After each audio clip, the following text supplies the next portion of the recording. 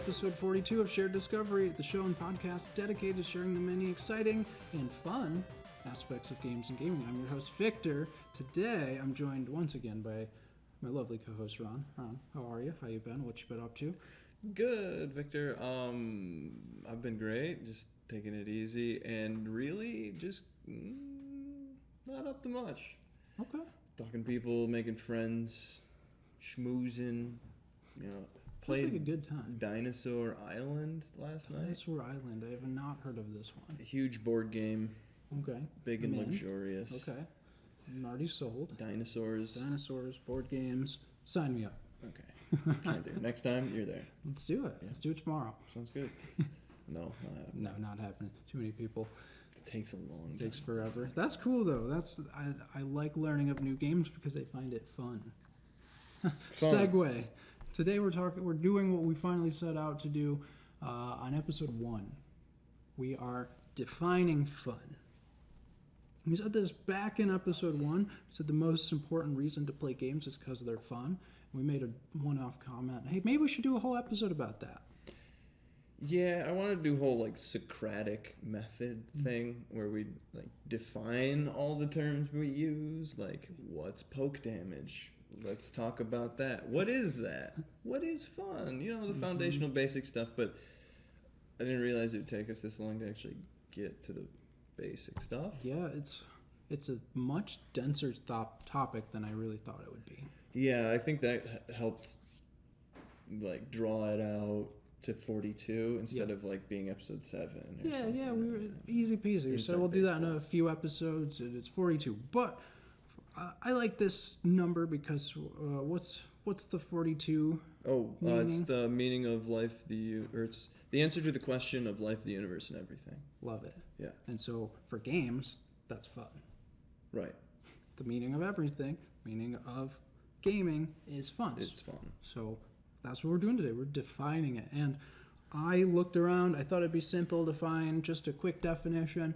But the more I looked, there's a lot of research underneath of it. And I felt like it'd be a disservice to not give credit where credit's due to the researchers who've gone through this. Yeah, because it takes from every discipline and every field of study and just kind of compiles it. And just the amount of reading that would require is kind of insane. Very insane. And thankfully, the authors of this article we found, they did a meta-analysis for us. They did that reading for us. I'm so grateful. I'm so thankful. So thankful. Before we dive into that, we got to clean the house. Sweep it up. And we have to remind you all, if you like what we're doing here, you like our content, check us out on YouTube. That's where you can see us for those podcast listeners. We have D&D episode. We have some more of those coming out real soon. We already have a few of those up there. Check us out on Instagram. That's where we post pictures of our sets. Keeps you up to date on when we're going to be doing those D&D gameplays, right? Yes. We've been talking about doing streaming for a while too, so it might be, it took us 42 episodes to get here. See if it's another 42 episodes to get to the streaming. I really want to do some midnight streams of obscure and artistic video games. So we could just head over to the game store, just grab the first thing we see off a shelf, plug it in. That would be a trip. That'd be cool. It's Sea of Thieves. I've heard good things. I've heard good things as well. Yes. Yeah. I'm not bashing on Steve. Yeah. Pirates, yay. We love them. All right, we do love pirates around here. Can't live without. This one's for you. Pirates. All right, Ron. So that's the housekeeping. Other than if you want to message us directly, you have some input on fun, you have your own definition, send it to us at shareddiscoveryshow@gmail.com. Yep, we want to hear it. We want to hear what you have in mind and what you're thinking about fun. Okay, Ron. So we're going to define it today. They didn't define it in the article, but we came up with a solid definition that we think encompasses some of this meta-analysis. So at the start of the episode, before you started the episode, how did you define fun? How do I define fun? Yeah. This one was really rough, and essentially, I just took what the article was saying, Sure. boiled it way down, and I was like, Wait. what? Before the article. Oh, before the article? Before we even started this, how did you think of fun? Dude, I have no idea. Really? Okay. It's such an abstract idea. I was like, Well, let me throw mine out there and see Yeah. if this goes. For me, it was very simple. It was something I want to do. That was as simple as terms I put it in. yeah. And I couldn't even land on that. I'm like, Really? But are the things I do fun? What is Okay. fun? It's like I couldn't come up with a definition Interesting. on my own. Yeah. Because I kind of didn't really know. Okay, so you were more stuck on what do I even consider fun in my life? Yeah, because like I find really boring, dry things fun. Okay. And other people are like, how do you spend more than 5 minutes with this game or this book, right? Yeah.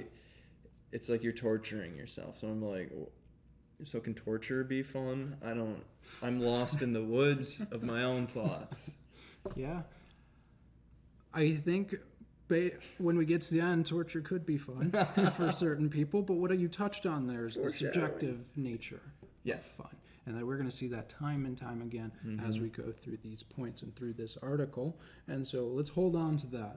Subjective, it's a very individual experience, it sounds like, for you. Amorphous, it's something you want to do, right? You want to have fun, I hope. Yeah, I do. Do I want to have fun? So we're going to hold on to those definitions. We're going to see how those compare to the definition we came up with by the end of this episode. So keep that in mind. Keep your definitions of fun in mind as we go through the article too. So okay, so I found this pretty sweet article. It's called Understanding Fun. So I found a lot of different theories, but this one really shoved them together well. And this article comes from the Laboratory of Interactivity and Digital Entertainment Technology Department of Computer Science at the Institute of Mathematics and Statistics, University of Sao Paulo, and it's a 2014 article. So some of this might be out of date by now. It's been 10 years. Crazy to say, crazy to think. I was doing... Crazy to feel. Crazy to feel, yep. I remember getting articles in 2014 when they just came out. Really weird, really. But some of it might be out of date, but I think a lot of the foundations are still great. So I will link this article in the YouTube video, and I will link that in the show notes on the podcast, so if you want to look at it yourself. So the article doesn't define fun. It just provides the necessary conditions or relevant conditions that are present when fun is being had. So you can understand it, not necessarily define it. Yes. So what I did is I take these characteristics, I think there's 6 or 7 of them 6 or throughout, 7. and I tried to shove that into definition at the end. So to answer this question, what is fun? But it's a really dense article, so we're not going to touch on everything. I do recommend looking at the article yourself. So there's a lot of good stuff, but we just had to skim over. It wasn't relevant for a time frame like this, but let's dive in, Ron. Sounds good. Victor. What is our first point and first characteristic of fun? First characteristic of fun is going to be interaction. You can't have fun if you're not like smashing action figures together or like interacting with something. You're swimming, you're thinking, you're what have you, Yes. right? There's got to be something going on. It's active, right? Absolutely. Fun is active. Play most associated with fun through games, tag, and board games, and you're moving things, you're thinking about the future and possible moves, you're running away from people.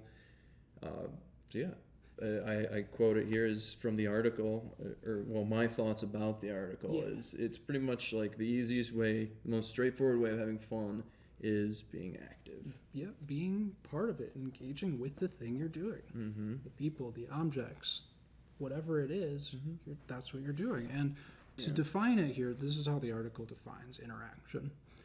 It is a phenomenon of mutual or reciprocal influence that happens when 2 or more entities communicate or react to each other. So putting this in game terms. Right. You put an input on the controller to move your character, the game reacts to you and moves your character. Right. it's this back and forth here. Moving the joysticks, input into the system. System has a response that you get and you respond to.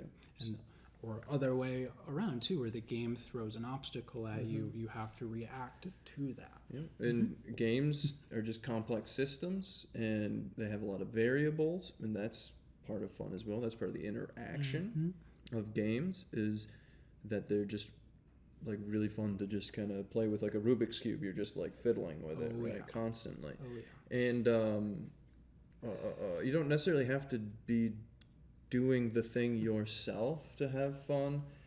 You can have fun vicariously just by watching someone. Yes, and I really liked that the article pointed this out, because that's even what I went in with beforehand is, well, from these definitions, how is watching a movie or listening to music be fun, right? If you have to be engaged. But I like what you said of thinking. Right. That is a way of engaging with something. It is. Even if it's passively, your thoughts, you are engaged. You're not changing the outcome, but you're changing the outcome of your thoughts. Right. And just watching someone solve a complex problem is rewarding for that person, but it's also rewarding for you seeing that outcome, which is the perception of the outcome. Yes. Right.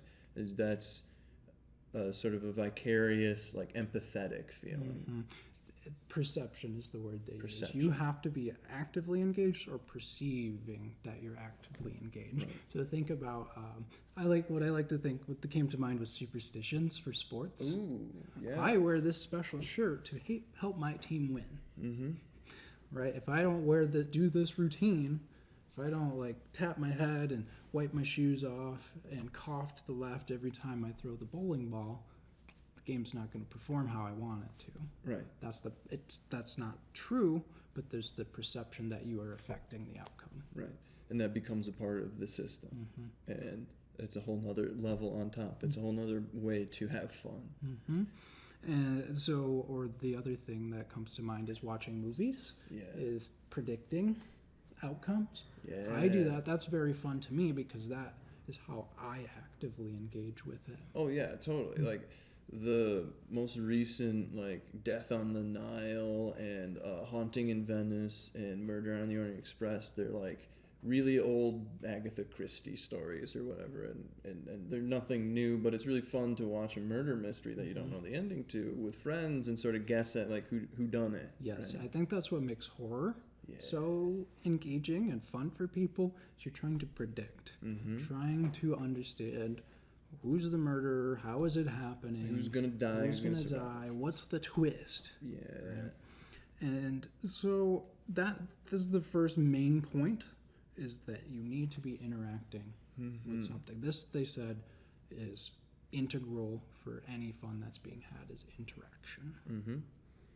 And games are structured like feedback loops to keep it going, keep that energy, that interaction going, input and output. And then there's also thought that this is like a really important process for survival in the wilderness and just in life in general, is these interactions are reinforcing things that we need to exist, right? And what they say, and what we saw throughout the article, through these other characteristics, a lot of this is to create structure within our mind. Our brains don't like chaos. Exactly. So the way that when we interact, we like that we are creating a order to that chaos, right? So think about the movies. When we are trying to figure out the outcome, it's because it's chaotic, it's random, it's uncomfortable to not know the outcome. So our brain wants to put that in order. Right. Thinking about video games, right? Puzzles are a big part of video games. Oh, yeah. Right? What is that other than putting in inputs to get it into a structure that you want? And so that is interacting. It is fundamental to what fun is, and I think that sums it up. Should we head down to the next one? Pretty simple. Okay. Yeah. And you can't have interaction without attention. So attention is the next point that they had. They had these in the same section, but I broke them apart because I feel like they're enough different. but there will be a lot of overlap throughout the article, so throughout the episode. So attention is the information processing in consciousness, what you're actively thinking about, not stored in the memory, what's actively in front of you. So this article used information theory. So they said you process about 116 bits of information per second, which is equivalent to 3 conversations at the same time. For me, for psychology people out there, this would be your working memory. Working memory versus your long-term memory. Working memory is what is held in front of you, right? Think about putting it into video game terms. I might know, World of Warcraft comes to mind. I might know all of this about this class. I might know their specs, their talents, that's the same thing, their abilities, right? How they function. But if I'm not playing that class, I don't need to think about it. What's in my working memory is the character I'm playing, right? So that's how I think of that. So that's attention, right? And so attention is very important. It's a fine-tuned process of fun by making it very rewarding in our nervous system. It feels good. So we want to pay attention to it. We want to focus on it, right? And so especially what they said, if something is novel or new to the system. Never seen it before, yeah. Need to figure that out. New neurons firing off, new pathways being created. Yes. Oh, okay, that's interesting. Let me dive into that. I've never seen that before in this game. Yeah. I think about like new bosses in video games. Or familiar mechanics, but with a new twist. Yes, that's perfect. I think that sums this up too. In games, that's how games get you. They will have a tutorial and say, okay, you can jump like this, and then you go to the next area. Hey, you can double jump. What?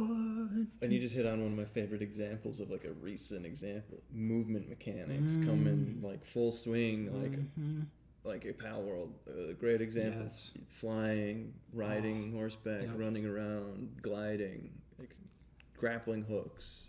Pal World is such a great example. This totally went over my head, pun intended, for flying. Because you're slowly walking around, and then the next step is you can put points into energy so you can run longer and climb more, and then you get a glider so you can fly around, glide around, and then you get a mount so you can get places faster, and it just is like this segmented process that as your attention starts waning, they're like something new, and it spikes again. Oh, yes. And it's this perfect loop to keep. It kept me entertained for 126 hours. So, Dang. And so, it's more of the theory here. It says all the information inside and outside of the organism is represented in the consciousness, this working memory, these bits of information. And it's evaluated by our bodies, right? So it's kept in order to keep by intention, so the needs or the goals, what's most important to us as person, and then that will drive us to intention. So this is back to that subjectivity. Right. What are your needs? What are your goals? What do you find fun? So that is your system. That's what's going to drag you to it. That's what you're going to want to do. It's like a magnet. It's like this is your magnetic force towards stuff. It just I'm interested in this. And so if you're feeling good about something's grabbing your attention, grab onto that. See that where that takes you. That might be a new hobby. Ride the tiger. Ride it. I like that metaphor. It's a new one. Oh, yeah. You always have the best metaphors, Ron. I try to be colorful with my speech, yeah. What do they call that in writing? Purple prose. Purple prose, yes. Yeah. You're very good at that. Overindulgent. Thank you. Oh, I included in here loss of attention, though. Loss of attention. They said it's really easy to find yourself in scenarios where you just can't focus on the thing anymore. And it's a balance, right? So if you are constantly given unchanged common information, it leads to repetition. It leads to automatic responses. Boring. That is boring. I've done this so many times in games. How many of these monsters have I killed? How many times do I have to run back and forth for these quests? How many fetch quests have I done? Really? Like... So it becomes just automatic, it becomes boring, and you lose your attention on it because it's just repetitive. But the other side of that Yeah. is there's too much. Oh, yeah. Yeah, it's easy just to get overwhelmed in information and shut down, whether it be like choice paralysis or just, you can only process so much. Like they said, 126 bits, Yeah, about right? 3 conversations at a time, and I don't even know if I can do that. I can do Like 2, maybe. 1.5. Like if I push myself, I can do 2. Right, and that fries me. So too much information too quickly. This was something they emphasized. Too quickly and outside of what you know can lead to information overload, confusion, impaired decision making. So there's a sweet spot. Yeah. You want something that's new, but similar to what you already know. Think about those movement mechanics we talked about. They're always building on movement mechanics you use, and they don't discard the other movement. They bring it with them. Yes, bring it with. I like that. Couple them together. It's like, why get rid of a good thing? Like, you still got it, right? Like, keep building it up, building more options. And so bringing it with us, to interact with something, you have to be paying attention to it. And you have the familiar and the new mixing together, so it's like this even new type of interaction on top of that, too, because then you've got them combining together and playing off of each other. Yes. Yeah, there's a lot going There's on. a lot of layers, a lot of meta layers that comes with information theory. I like that. I like the meta layers. They're juicy. They're getting in there. I want a cake now. Meta layer cake. Meta cake. Meta cake. That's what we're building today. More of a thought We're cake. building a meta cake. Okay, so interaction, attention. What's next, Ron? Well, we'll let interaction and attention be the frosting, and the next layer on our cake is going to be the challenge and skills. I think, okay, we're doing this cake metaphor. I think interaction and attention have to be the actual cake. You think they're the actual cake? I think they're the most important. They're the breading? Yeah. This is going to be like the frosting in between layers, you think? Challenge and skills are going to be the type of icing that you like. Okay. These are the icing. Yeah. Okay. Yeah. Because the reason I say that is they emphasize that challenge and skills are often present for fun, but not necessary. Yeah. Optional. All right, so let's get into it. What are challenges? Challenges are opportunities for action that require appropriate skills to be realized. Challenge is the improvement of the self. And you can't talk about challenge and skill in relation to fun theory without talking about flow theory. And this comes from a psychologist by the name of Csikszentmihalyi. That's a name. It is a name. I looked up pronunciation because I wasn't getting it. But it's fun to say. It's got a Z in it. Yeah, I don't know what to do with C's. But he came out with flow theory in 1990. And this has become just a ubiquitous part of mainstream dialogue, of conversation. Oh, he's in this flow. Think about sports players. Whoa, look at him. He's in the zone. He's in that flow, right? Yeah. And you hear coaches say, you need to get into that flow state. Or you hear that. For me, I've heard like sports podcasters like, oh, he's in the flow. He's in the zone. He's going for, right? This has become a ubiquitous part of the zeitgeist. You got it. Right? And so essentially what this is, he defines enjoyment as being the consequence of proper balancing of challenges and skills that is achieved when people are able to focus their complete attention on a task. So back to what we were talking about attention, it's not too overwhelming, and it's not too common. It's just right. That just right state. And so video games are good at this because of the high customizability in them. Right? So you can meet your skill level with the challenge appropriate just by adjusting up and down the difficulty, or like a lot of games have tons of different variable settings for difficulty, and that's there you go. And what I like about using this metaphor for games as a whole is that an individual game is customizable often, but what games you play and how difficult they are is customizable. Blown. Oh yeah, that's the number one customization of games. Is the variety. It's like you can go as hard as you want. You can go to the Dark Souls. Yeah. Which even Dark Souls, I did see that has a little bit of customization because you're not going to get to the lower spectrum of easy. You're not going to get to a Sims. Yeah, it's a bounded field, right? It only Yeah, goes so low. It has its limits. It only goes so high. Yeah, but there's still flexibility in that. There are OP weapons. I'm thinking about Elden Ring. Yep. You have the bleed weapons. You just look up what's good, run with the optimal build, and then it's not as hard, right? There are these, yeah, exactly. There are bleed weapons where you stack. If you hit them enough time, it'll do % damage, just a % damage chunk. Incredible. But you still have to be good at it enough at the game to obtain those weapons and dodge. And land the hits, and everything to actually do the gimmick. So if that lower limit of difficulty is not fun for you, you can try another game that meets that. Exactly. And so we listed out here what Chuck sent me high. His 8 characteristics of enjoyable activity. So let's run through those. What's the first one? Boom. The first one is going to be attention, challenge, skills. Page 4. Oh, I gotta flip my page over. The goal-oriented task that is difficult but achievable, and that requires skill to be performed. Ability of total concentration. This one's hard. Yeah. This is the complete absorption of a person's attention on the information provided just by the task in hand. For me, this feels like 12 hours pass and you want to keep going. Civilization, next turn feeling is, just one more turn, and then suddenly it's 3 in the morning, right? Yep.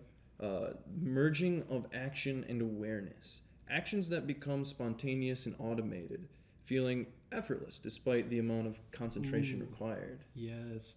Back to those movement mechanics, when I think about platformers, when you're like, ooh, you're hitting that jump perfectly, hitting those frames, when at first you're like, I don't know how to use this dash. How do I get across that? But 10 hours in the game, you're hitting all the perfect timings, you're in the flow, you're in the zone, you're just counter, move, dash, run, all the perfect interactions. Incredible, yeah.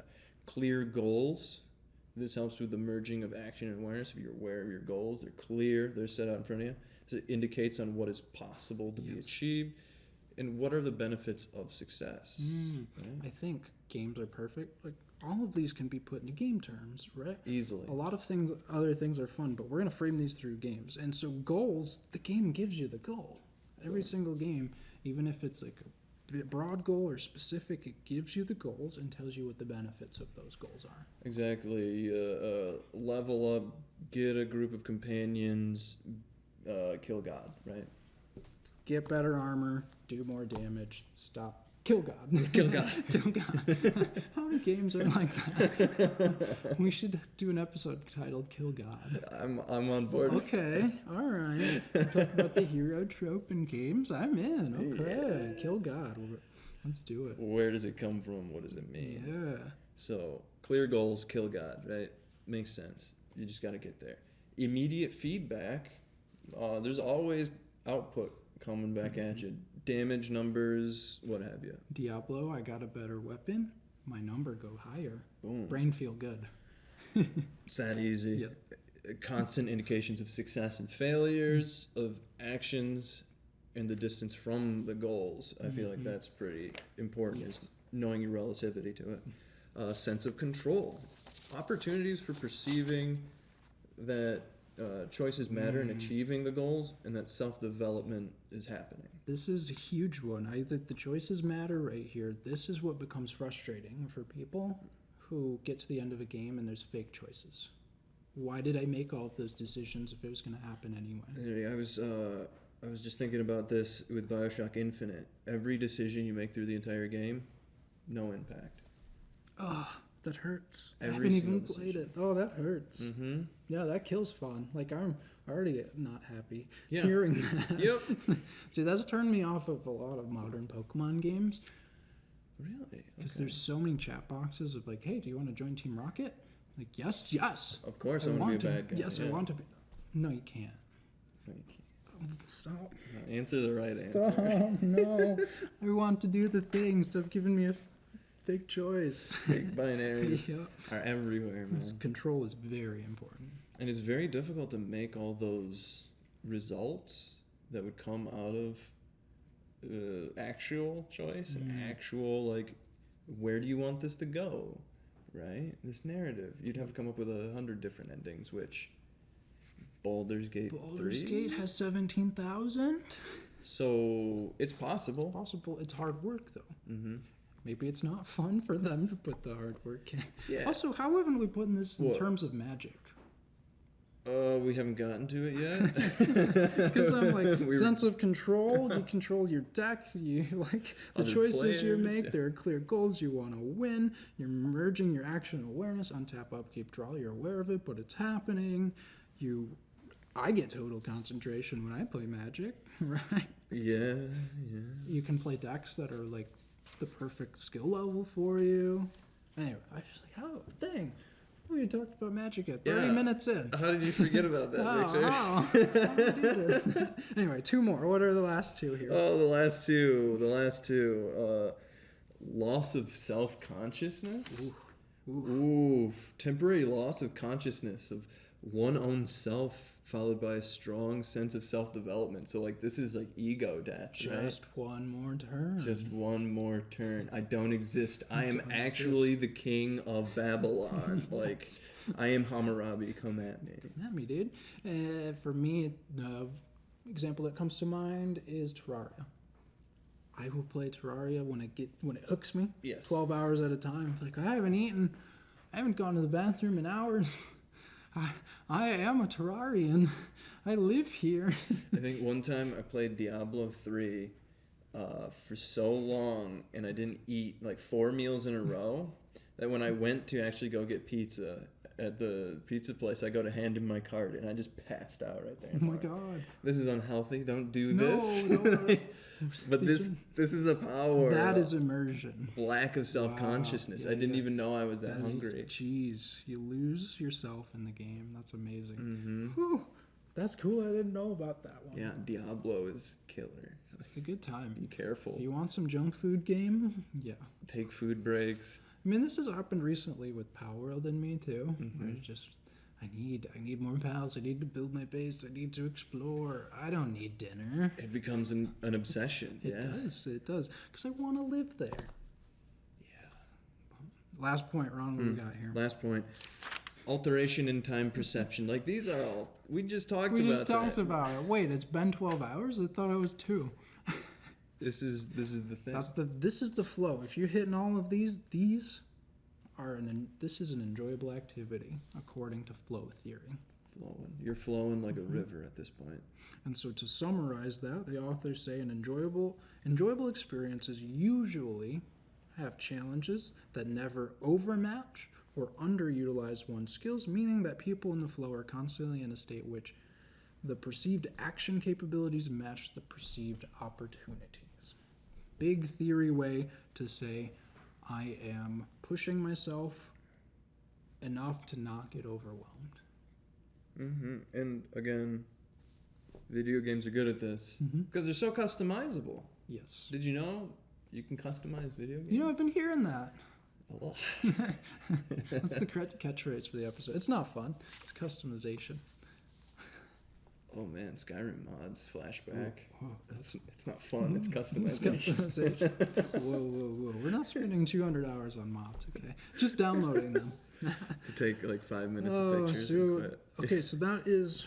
I don't think this one ends up in our definition at the end, purely because they usually, and that's what the author emphasizes, that challenges and skills usually are present, but not necessarily. Yeah, it's like a good companion, Yeah. but it's not always with you. It can be a supplemental. It can enhance the fun experience. Supplemental. Yeah. I like the sound of that. Supplemental flow. Yes. Ooh. We're having some good catchphrases. Medicake. Medicaid. Yo, give me a glass of that supplemental flow. Gross. Okay, next point. Intrinsic motivation. Ooh, I like this one. I think this is kind of... you can be intrinsically motivated to do challenging things, but not necessarily. So what is this? So activities that produce challenging experiences that are so gratifying that people are willing to do them for their own sake, no matter how difficult or dangerous. Mountain climbing is You're not being paid for them. You just do it because it feels good in the system and you really want to. Mm-hmm. And to me, what comes to mind is exercise. Mm-hmm. And from exercise theory, you want to get people to that intrinsic motivation. Yes. You don't want them thinking about, well, I need to be healthier. Well, I need to lose weight. Well, I need to lift more weight. You want to get them to the point where, hey, I want to work out. Why? I don't know. I want to do it. Right. That was me this morning. Mm-hmm. I bang on my roommate's door. I'm like, let's go run stairs. Yeah. And we've got crazy 100-step stairs at the alumni building. And we ran them like first time of the year. Like, How you feeling? Oh, I'm pretty stiff. And then the last one, we're like, all right, we're going to push it and do 3, right? And the last one, coming down the stairs, I'm like, I gotta puke. Okay, dude, you know? okay. A good workout, but that's the point. That's the goal. There, if you can get to that point where you're not thinking about the why, you're thinking about how do I do this? Whatever. I don't care. I want to do this thing. Right. That's what intrinsic motivation is. And games are really good at doing this. Grabbing you because you just want to feel it. Mm-hmm. And despite vomiting, I'm gonna go do stairs again next week because I want to. It'll be easier next week. Again, but that's external motivation. That's me coming in and giving you an external motivator saying that it'll be easier. Intrinsic motivation is, I don't care if it's easier. Yeah. I like doing it. I wanted to do it this morning. I want to do it next Friday. Sweet. Yeah. I'm excited to hear about it. I love it. Oh, yeah. I'll let you know all about it. So this is active behavior and pleasure for learning is just curiosity. You want to know more. And this comes up for me when I'm just reading through game wikis. Mm-hmm. I'm not going to do that thing for 100 hours. I'm not going to do that thing ever, but I want to know about it. I'm never going to play this game, but I'll read a summary of the story I've for done sure. that many games. And so the last thing we'll say about intrinsic motivation, just quoted straight from the article, is organisms will actively search for things that are yet unexplained but easily learnable, even in the absence of novel or complex stimuli. This means that fun probably is as much about avoiding boredom as it is maximizing internal joy, even if by overcoming challenges. I like that a lot. That's pretty nice. So we want to avoid boredom, find joy, because we're curious, and sometimes that means overcoming challenges. Sometimes.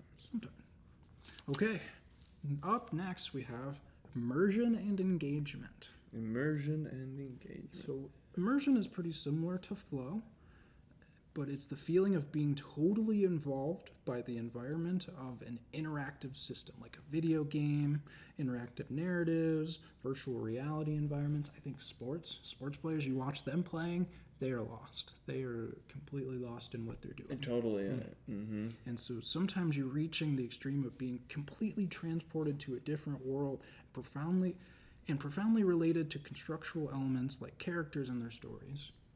You were in Diablo. You were a Nephilim. I became Diablo. Whoa. Don't become Diablo. Oh, I mean, yeah. No, I wasn't Diablo. No, dude. Totally. You became the barbarian. Yes. And so you were transported there to the point that you passed out in the pizza line. Mm-hmm. Which honestly, that feels like a life achievement. It's like art. It's art. That's like the Xbox achievement coming up on screen. As soon as I hit the floor. And so they have immersion theory. They have 3 levels of immersion. So walk me through these 3 levels with your Diablo experience. Oh, I'm going gotta through. get over the achievement popping up when I hit the pizza place floor. Oh, so we've got engagement. Okay. Engagement. The 3 first, levels of immersion. Yeah. I'm gonna walk me through this. Engagement. All right? So the first level of immersion, in which a person starts doing a playful activity and thus spending time with it. Curiosity and fantasy are much more relevant than challenge, since appeal is the first barrier that needs to be broken. And I feel like this is the first part of like a friendship too. You get engaged with somebody, you're talking and stuff. Yeah. You get engrossed in the conversation, which is the next one, engrossment. Okay, engrossment. It's the second level.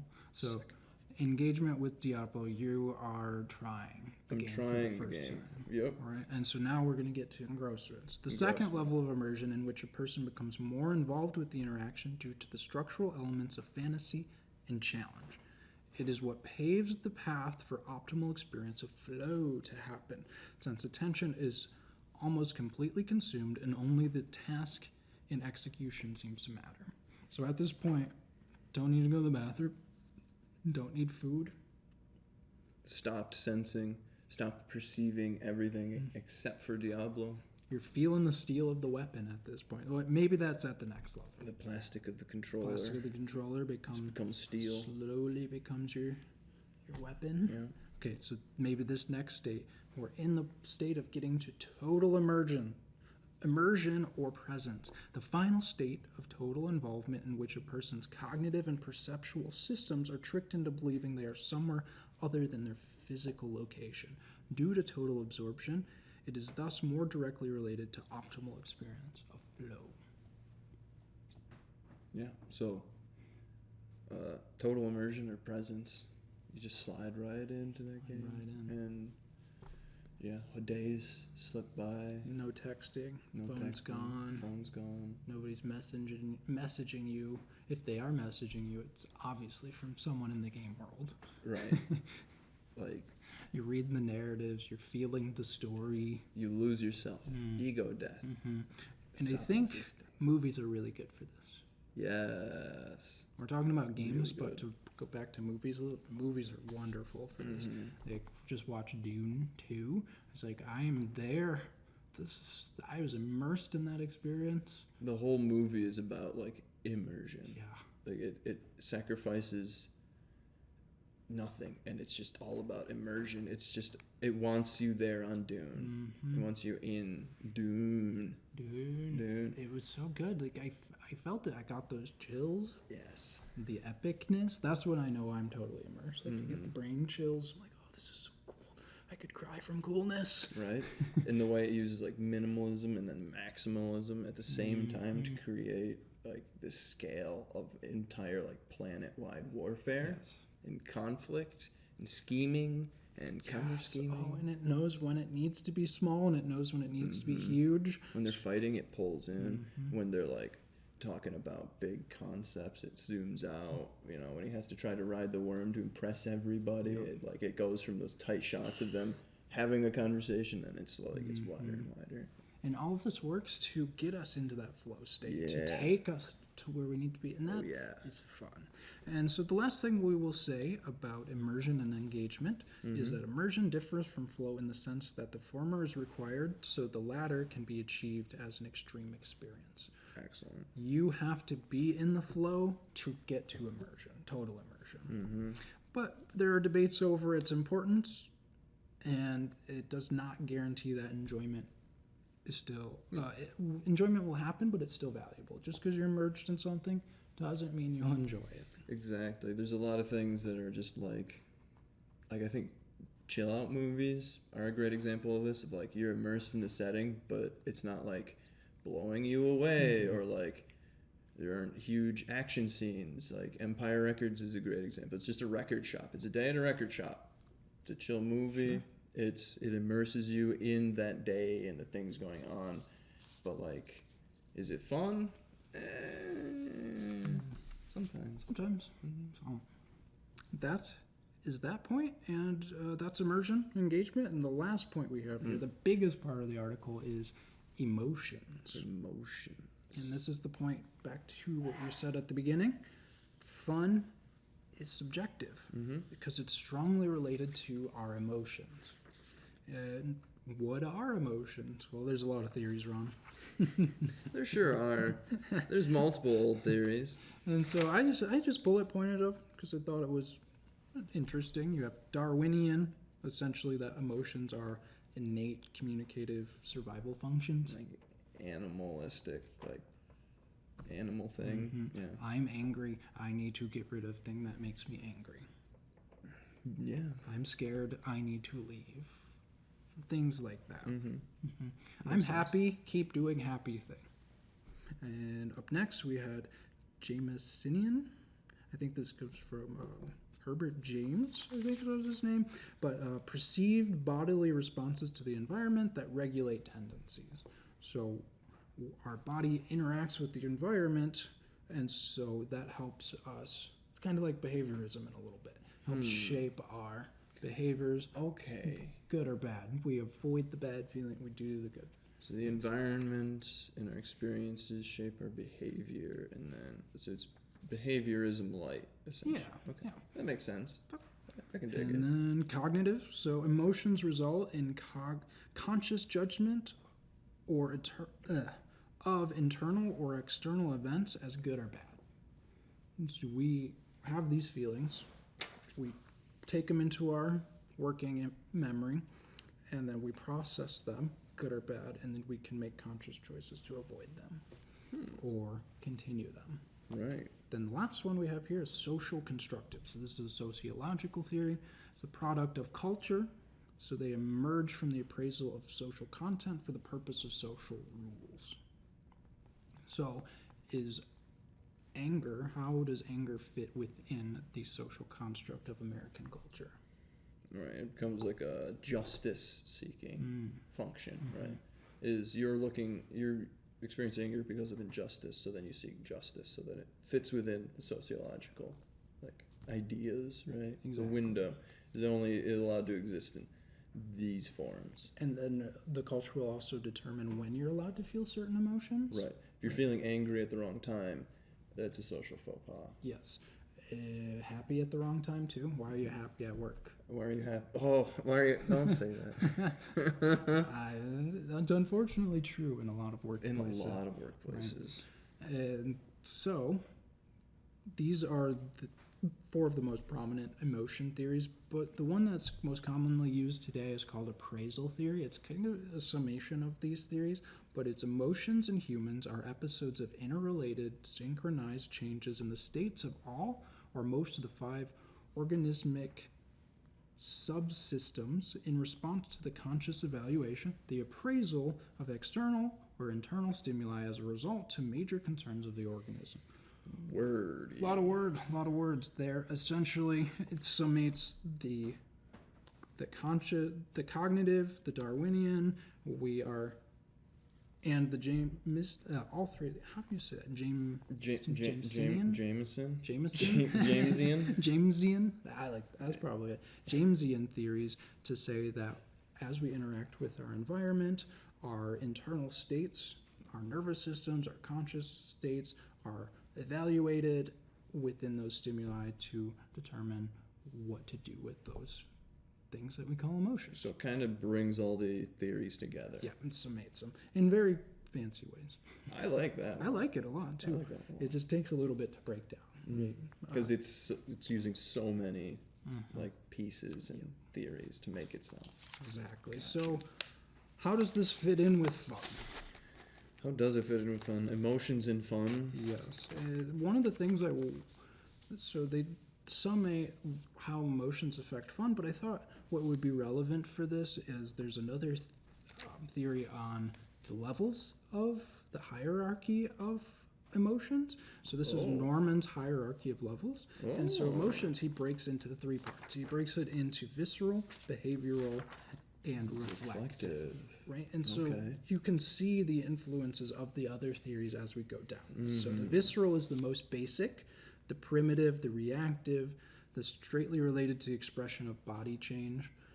All right, and so these are directly connected to sensory perception or arousal, hence being the most physical pleasure obtained from basic needs. So this is like the reduced stress, the relaxation, the elevated heart rate. These are the physical responses. Okay. So this is that. The body. lizard So this brain. is the Darwinian. The lower brain type of stuff. And then next you have the behavioral. So this is still unconscious.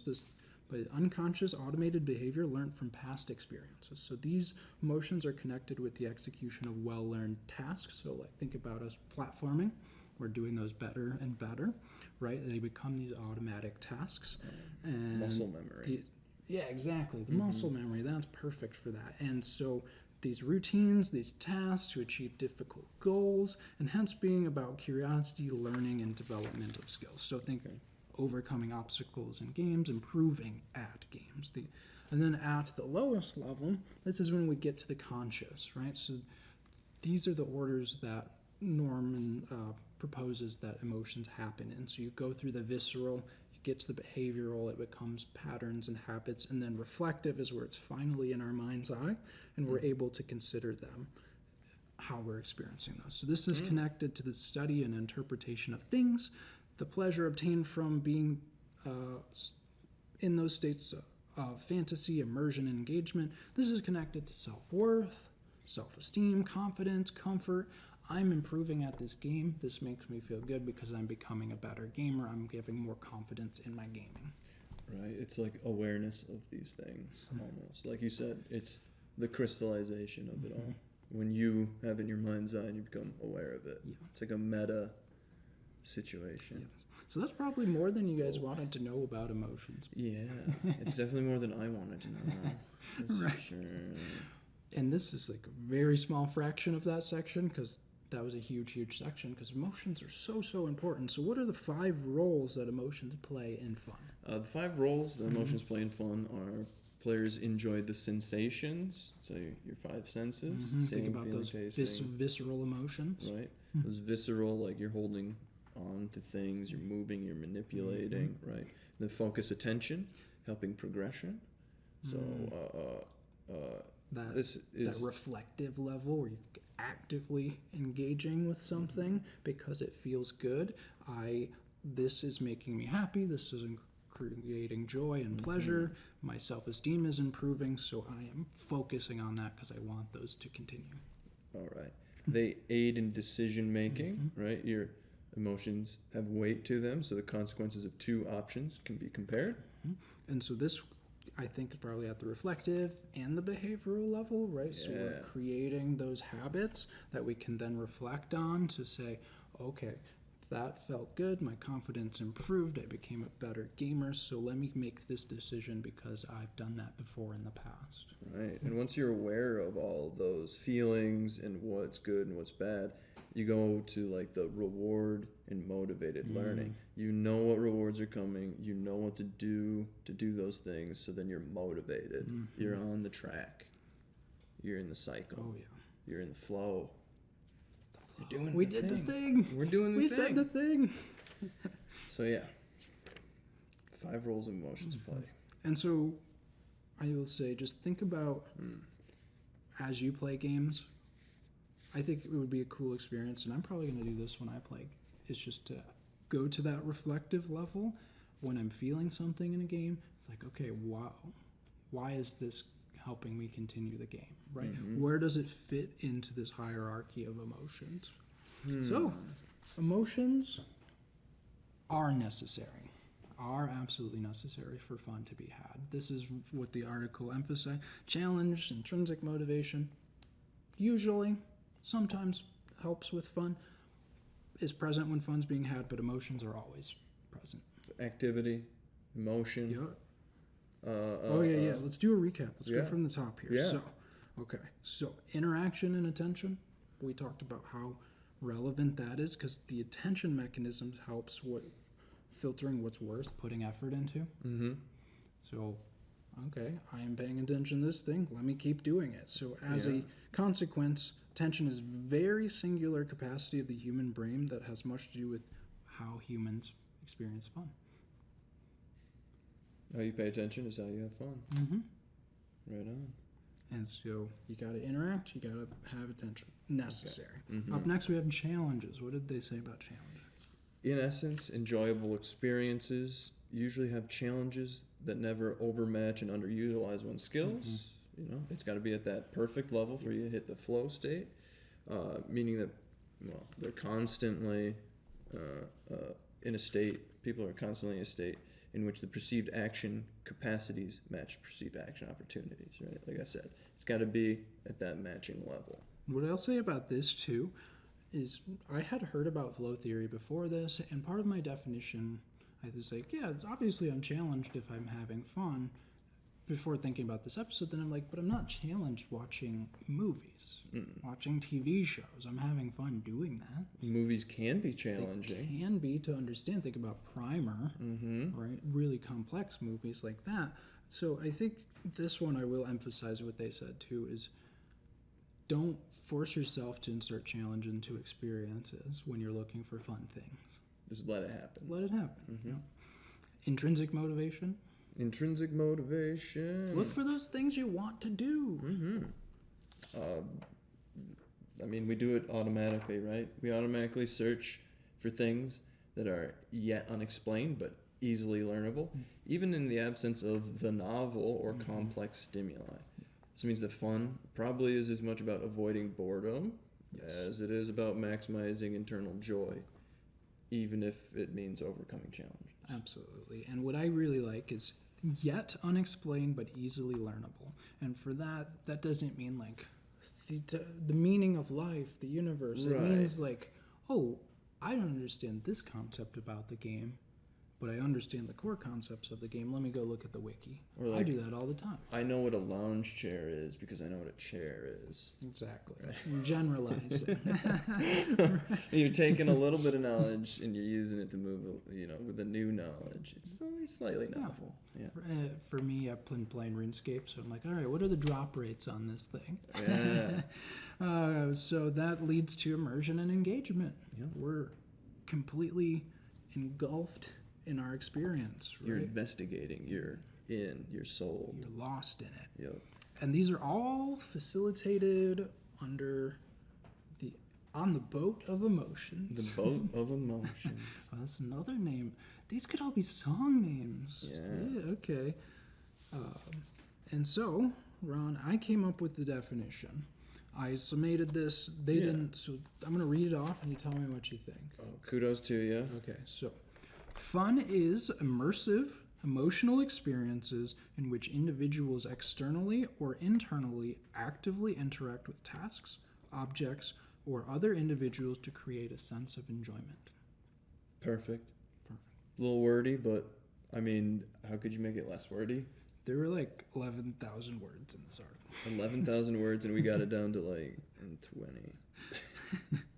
And so that's a pretty good job. Thanks. Yeah. I tried to crush it, but there's only so much crushing you can do. Right. It only compresses so much. I also, and thinking back to my original definition, I want to do it. Mm-hmm. It's like, yes, I want this sense of enjoyment. I'm immersed in it. I'm seeking it, and the emotional experiences push me to it. I'm actively interacting. So, all right, Ron, that's the episode.